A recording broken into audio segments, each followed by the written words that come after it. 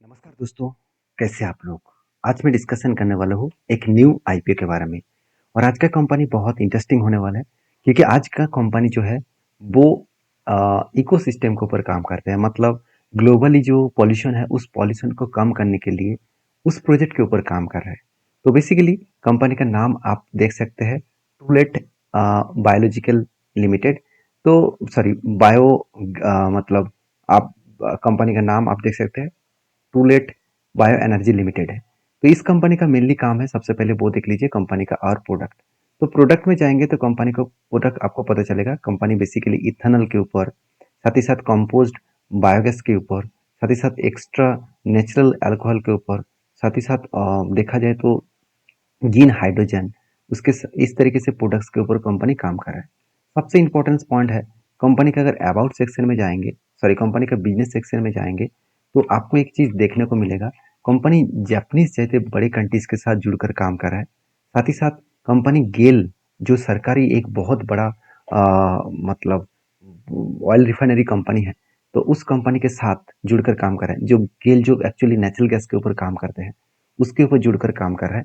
तो green energy product के ऊपर इंडिया का एक मतलब सबसे ज़्यादा प्रोडक्ट बेचने वाला कंपनी है और एक लीडिंग कंपनी है। तो कंपनी कितना ट्रस्टेड है और कंपनी के ऊपर कैसा बिजनेस चला है, चलो वो एक बार देख लेते हैं। अगर मैं कंपनी के डिटेल्स के बारे में बात करूँ तो ध्यान से देखना।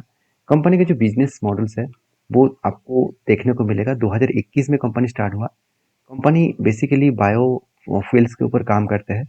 2000 किलोलीटर पर डे इसका कैपेसिटी है, इंस्टॉलेशन कैपेसिटी। तो कंपनी के बिजनेस के बारे में थोड़ा सा तो जानकारी हम लोग को मिल चुके हैं। अभी कंपनी के फाइनेंशियल डिटेल्स देख लेते हैं। जैसे कंपनी के रेवेन्यूज ग्रोथ हो रहा है 54% एंड प्रॉफिट ग्रोथ हो रहा है 350% के ऊपर। तो एक बहुत बड़ा तगड़ा जर्नी यहाँ पे देखने को मिले। तो क्या सचमुच जर्नी हो रहा है? अगर एसेट देखो तो 2400 करोड़ का एसेट है और इस बार 3000 करोड़ के आसपास एसेट देखने को मिले। तो एसेट में ग्रोथ हुआ।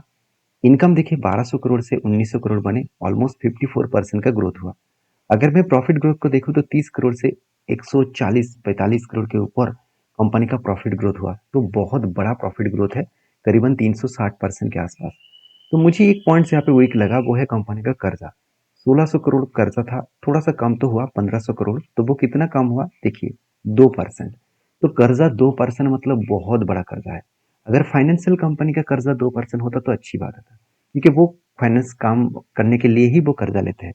यहाँ पे एक प्राइवेट कंपनी और वो भी मैन्युफैक्चरिंग कंपनी, वो 2% कर्जा ले रहे हैं, मतलब बहुत बड़ा दिक्कत वाला पॉइंट हो सकते हैं। आज सेल्स हो रहा है तो ठीक है, अगर कल सेल्स रुक जाए, सेल्स कम हो जाए तो कंपनी के ऊपर झटका लग सकते हैं। अभी चलो एक पॉइंट्स को और भी देख लेते हैं कि कंपनी का आरओई ठीक है, आरओसी कम है।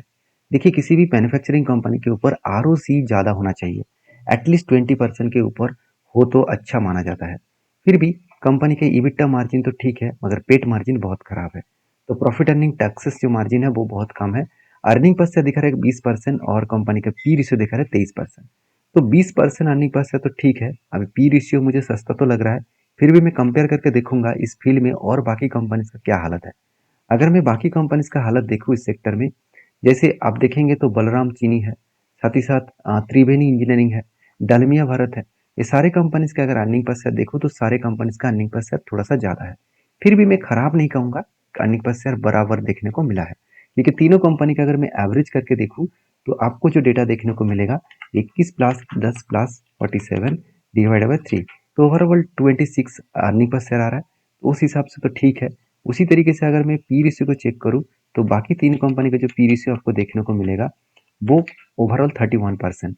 और कंपनी का खुद का पी रेशियो कितना है, ओवरऑल देखा जाए तो पी रेशियो देखने को मिला है 23%। मतलब वैल्यूएशन से सस्ता दिखा। तो बिजनेस मॉडल्स भी ठीक है, वैल्यूएशन भी सस्ता है, कंपनी का अर्निंग भी अच्छा आ रहा है। तो कंपनी आईपी क्यों लेके आ रहा है? कंपनी बता रहा है कि कंपनी का जो फंडिंग है कैपिटल एक्सपेंडिचर के लिए, और वो भी कुछ सेटिंग्स आप मल्टी फिट स्टॉक। तो कुछ कंपनी बता रहे कि जो मटेरियल है, इथेनॉल मटेरियल, उस प्लांट के लिए कंपनी का 150 करोड़ चाहिए, उसके लिए वो पैसा उठा रहा है। साथ ही साथ कंपनी फंडिंग कैपिटल रिक्वायरमेंट्स, तो बिजनेस के ऊपर पैसा लगाएगा 425 करोड़। तो ओवरऑल कंपनी कितना फंडिंग उठा रहा है? अगर मैं टोटल फंडिंग के बारे में बात करूँ तो 839 करोड़ उठा रहा है। उनमें से 750 करोड़ बिजनेस में इन्वेस्ट होगा और 89 करोड़ प्रोमोटर के जेब में जाएगा। तो अच्छी बात है, ज़्यादा पैसा बिजनेस में इन्वेस्ट कर रहे हैं। तो कंपनी के जो प्राइस बैंड रखा गया 472 से लेकर 496 तक। एक लॉट में 30 क्वांटिटी आपको मिलेगा। एक लॉट में टोटल 14,880 रुपीज़ आपको देना होगा। तो इस आईपीओ का ओपनिंग डेट है 25 तारीख, क्लोजिंग डेट है 29 तारीख और इसका लास्ट डेट है सॉरी लिस्टिंग डेट है 3 तारीख। तो सारे डिटेल्स मैंने आपके साथ मेंशन किया। से लास्ट पॉइंट बाकी है, वो है ग्रे मार्केट प्रीमियम। अगर ग्रे मार्केट प्रीमियम देखो, जो पहले 10% हुआ करता था, अभी धीरे धीरे करके बढ़ते बढ़ते 16% हो गया। मतलब इसका ग्रे मार्केट प्रीमियम बहुत स्ट्रॉन्ग लेवल की ग्रोथ हो रहा है। तो मुझे कंपनी के ऊपर पॉजिटिव व्यू देखने को मिले। अभी मैं हर कंपनी को लास्ट डे में काम करता हूँ। इसका लास्ट डे मतलब परसों के दिन में है। तो उस दिन मैं आपके साथ वीडियो शेयर करूंगा और मैं खुद उस दिन डिसीजन लेने वाला हूँ क्या सही में इस कंपनी के ऊपर काम करना चाहिए। और लास्ट डे में इसीलिए करता हूँ क्योंकि उस दिन कितने लोग सब्सक्राइब किया है वो पता चलेगा और ग्रे मार्केट प्रीमियम क्या चल रहा है वो भी पता चलेगा।